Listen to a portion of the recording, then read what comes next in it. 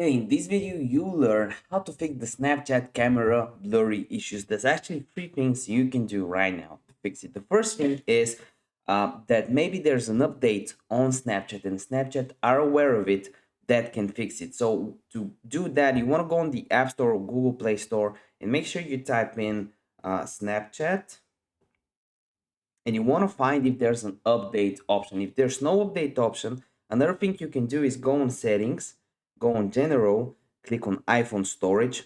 There, you want to go to Snapchat when it loads. And by the way, make sure you give this video a like and subscribe if you're new, and also comment if you have any questions so far. I'll try to get back to them within a day. You can also offload the app here to kind of reset the settings. But another thing you can do to reset the settings is go on Snapchat, click on your profile photo, click on the settings on the right, go down until you find clear cache and make sure you clear the cache. This should help you out. If you didn't, comment down below. If you did, like the video, and I want to see you in the next one. The next video. Bye.